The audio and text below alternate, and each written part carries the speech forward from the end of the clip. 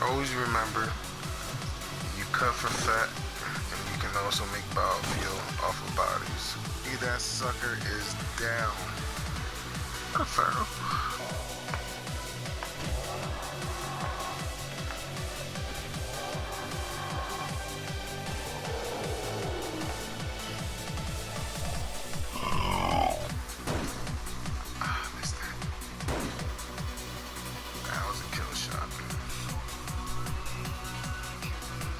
Exactly how we go hunting, guys. And welcome again to another episode of 7 Days to Die underground base build. Right now, I just kind of quit on trying to find the auger. So basically, what I'm gonna be doing is construction of the underground base. So, if you guys remember earlier, we did have this wall here. So basically what I'm going to be doing is patching up this whole wall because I don't really need it, because we're going to use the inside of it for other stores and for other storages basically, like for example Dabby's Mechanics. Again, anything I find up there in the in the upper world, I bring it down here, excuse me, and I put it in here, like all my engines and batteries, lights. I collect all these. I found calipers finally. Oh, and this is right here, the auger piece that I found, the auger blade. So hopefully I could find the other missing parts so I could assemble this whole thing together in Dabbis Mechanics. So this is what we're gonna do. We're gonna go ahead and do this whole wall, and this is how it's gonna look like. If I could just show you, and my nice little yucca plants are over here. If it let me get that. Oh, okay. Well, we're just gonna do this all the way down, and the same for up here. Same for down here. So mind you, this is gonna take a whole bunch of this clay over here. This is going to be the first stage of doing the flagstone. You have flagstone, then you use clay, and then you have to use cement that gives you your strength, and then later on you get to use steel, which looks like this, and it's basically 10,000 hits per block. So I think that is unique. And also I'm going to have to, behind this iron wall is going to be player mounted blocks, where that gives additional protection over my base over here. So this is going to be the before, and this is going to be the after. Alrighty, so this is what it looks like here after. As you can see, there might be little patches on the wall because of the cobblestone being cracked, but as you can see, it's quite a few of them. I'll show you how to fix them if you don't know already. But this leads all the way down to the gas station. So I did it as far as I could. To my right is going to be nothing but stores, so that's why I don't cover them. So this is going to be the outer wall of my base, basically. So as you can see, that's what it looks like. Gotta fill up on gas pretty soon. Alright, well, right now I almost ran out of clay, so I'm gonna go ahead and dig for some more clay. And if you don't know what clay looks like, I'll go ahead and show you once I get outside. When I first started the game, I didn't realize what clay was, but this is clay right here. If you see anything with these little markings over here, you see these little white little circles over here, if you dig this up, that'll be clay. So this is dirt. I'll show you the resemblance from dirt and clay. Okay, as you can see right here, you don't see nothing white. You dig that up, that's dirt. If you come over here and you see white, that's clay. So I think that should be a really good imagery for you guys. And as you can see, that's why there's a big hole here, because I made that. I was venturing out for some clay, and that was a really big patch over there, so I had fun doing that. I try not to destroy the surface that much due to the fact that I do have an underground home. So anything that happens on the surface, I do feel it. Well, not really, but I don't want to disturb, the surface as much as it is. And plus, alright, so we're going to end up here at the gas station really quick. So this is what it looks like from here. As you can see, we did all this wall. Or I did. We all did. As you can see, it keeps extending down here. Now my biggest thing is what I'm gonna put and the layout, which is already laid out. But over here in this general area, I don't know what to put here yet. So that's just a question mark in its own. But down here is gonna be the military base down there. Alright. First out of construction, we gotta get this done. So as you can see, I started down here, and this is gonna be the northern track. This northern track is gonna head all the way to the zone. It's the red zone over here. Yeah, there we go. And I wanted to land over here as well. I'm gonna have a base by the radiation zone as well. So that's gonna be another part in its own. So I'm gonna go ahead and extend this, but first I need my flagstone. So I'm making it over by my warehouse. So let's go ahead and go to the warehouse. I'll see you guys there. Alright, so we're gonna be at the warehouse. I told you this is where everything happens. So we have our... Here, let's go ahead and use all our cobblestone rocks. Alrighty, and this is another great reason why to have workbenches, so you don't have to have an overload on your. So we can have basically a 500 blocks, 1,000, 2,000, 3,000. We can do 3,000.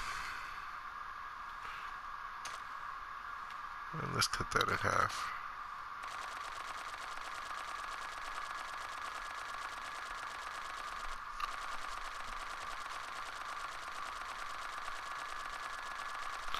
Or at least somewhere around half. Well, it really doesn't matter. I mean, it really does not matter. And I'm still doing these cobblestone blocks, or the rocks, so we can do our flagstone. I'm gonna do all. There we go. So while that goes, we're gonna go ahead and complete our wall over here. What we're gonna use first for our wall, once we have the lump of clay in place, we can use the concrete mixes to strengthen up the wall as well. So we can have a couple of those. Maybe have 1,000 of that. Why not? And this is how we're going to strengthen up our walls here. If you guys don't know how you make this, is going to be with rocks, sand, you put it inside. I put it inside my little concrete mixer and cement, basically. So, and how you make cement too is you put rock in a furnace, and you can also do it in the furnace. So this whole thing over here is going to be covered in cement. So this is all going to be fortified. So this is what it's going to look like. As you can see, I walked all the stretch, and this is what it looks like. And basically this is what it looks like after you apply the first. That's going to be with concrete. As you can see, I took a little bit of time just to put down the letters so you know exactly what level we are on. Because remind you, there are 3 levels up here, so it's going to be a pretty big underground base from here. So basically what we're going to do now is we're going to apply the third coat, which is still concrete. It takes 10, and this is going to be our third layer. And this here is a pretty weak material, but once it hardens into a concrete block. So just to keep that in mind. So this is basically what it's going to look like here. as it dries up, it creates that. So as you can see, I don't need to do that. So this is gonna be the before, and then I'll show you the after. And actually, just to show you that I did this way throughout, I didn't want to show you all the boring work. So as you can see, it says the highway. Excuse me. And then again, I have it saying another highway, sub-level Z highway. And this extends all the way down to the sub-level Z highway. So as you can see, I've been doing some work here. It's day 279. So we are almost done. Alright, so this is going to be the after. This is what it looks like when you apply the third coat. So once this dries up, I'll go ahead and show you what we're going to do with the iron. So this is what it's going to look like after. And as you see, I need more steel. I'm sorry. So how you make steel is basically in the forge, make iron, you can make steel as well. As you can see, I did it down to there because I need more of this concrete. But basically, we did a lot of good stuff here. We, did the walls. Everything's fortified, really fortified in that nature. So it'll be okay. So I'll go ahead and show you next what it looks like with steel. Alright, so while we wait for the walls to dry, I'm going to go ahead and show you personally on how to make cement or concrete mix. So basically we take cement, we take rocks, and that's where organization comes. If you are more organized, you get to build more stuff easier. It's less stress on you. And sand, we need lots of sand. And basically how you make sand is off of rocks as well. And you can put it right in here in your cement mixer and basically do that. And once everything's done here, I'll show you exactly next how. It's going to take a long process. That's why we do multiple. We do twos. And I'll definitely show you the end product on what we're trying to do here in the base. Alright. Now before anything, I do want to show you guys how to make steel. It's really easy how to make steel. You just got to make sure you kind of feed your little furnace over here. The wood is over here. You see, keeping organized is just very, it's very good for you. I'm telling you, you can do a lot of stuff, being organized. Alright, so this is full over here. We have 9,000 clay and we have 10K on iron. So basically, you feed the iron into your furnace. Of course, you're going to have to feed your wood as your fuel. You can turn it on, and once you turn it on, you see this go down to 999. There it goes. And you see it adds 7 per 1, so you can see how that adds up. So once you get your iron up and all that other good stuff, you can put double the work in there, and it'll give you 14 altogether. So how you make your steel is, of course, once you have your iron and your clay up, in order to make forged steel, which is something that you have to unlock through your character. Remember, if you were looking through past my videos, you have to unlock all your stuff in order to reap the rewards. So it takes 10 and 10 on iron and clay. So instead of taking 10 out of your iron, it creates 7 out of every one. So you're really saving up on that. So you can make up to 923 with 10,000. And that's how you make iron. So once I'm done gathering all these resources up and gathering everything up in the warehouse, I'll go ahead and show you on let's see if it's a little dry. I'll show you exactly how we're gonna lay this down as the final coating on our base here. There we go. It's drying up pretty nicely. So yeah, if you guys like this, give this a thumbs up, please. Your reaction really does tell me if you guys are really interested in what I'm doing here. I mean, regardless of anything, I'm gonna do it anyway. Just because I like 7 Days to Die, and I think this would be a great defense for both PvP and zombies on either difficulty. So I mean, yeah, just tell me in your comments on what you would like in here. I'm also going to create a couple of stores. I'm going to create like a stonery store and a precious metal store and all that stuff, where I can store more of my bigger loads of metals and other stuff into other stores. But I'll go ahead and show you what this looks like when I'm done here having production in the warehouse. Alrighty, so I do have all my steel here. So I don't know if this is gonna be enough, guys, but I'm gonna definitely show you the upgrading on, just to keep you updated on, the upgrades on the base over here. So this is what it's gonna look like. There we go.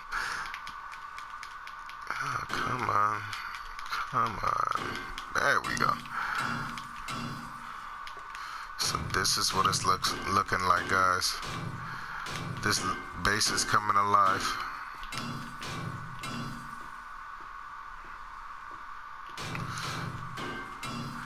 So basically, I'll show you what it looks like when it's done, and you tell me what it looks like. I mean, this is such an awesome base, guys. You really need to come into this seed and really experience it. There's abundance of food, abundance of weapons. It's just a apocalyptic type of home you really want to be in. So I'll show you the before and after, and let's see how this goes.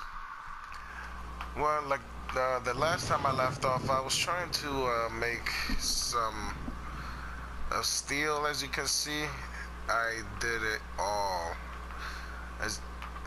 This is what it looks like when it's all patted down with steel. Now, mind you guys, this took me a lot of time to mine the minerals from it. I still need to patch up some areas where the cement is drying, but that's basically the advancement so far we made. Yet again, I didn't want to bore you guys, making it, waiting. So as you can see, this is all drying up now. And yeah, that's going to be another project in its own. And yet again, let me just give a big shout out to Slizaris, if I'm saying that correctly. And definitely there will be a second tier, third tier, sub level, basically, bunk, or how can you say extra floor. It will be accessible through my little mobility car here, and yeah, everything is gonna come together very soon.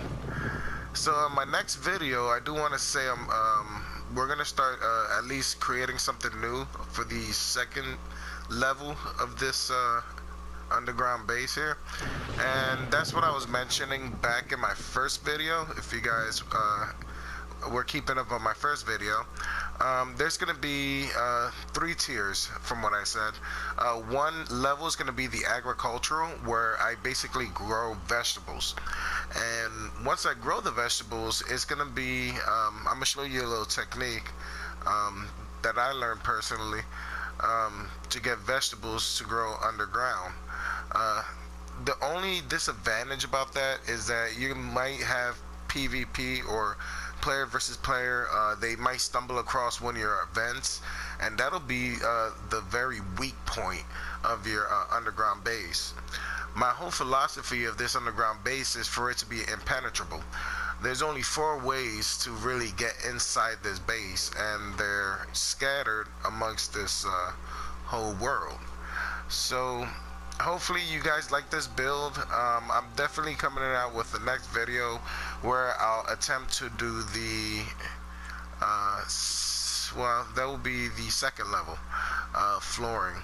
So guys, if you like this video, just give it a thumbs up. I really want to thank Slizars for commenting. Thank you for giving me some ideas on what to do on this, and also guys, when you put your comments down, it helps me a lot.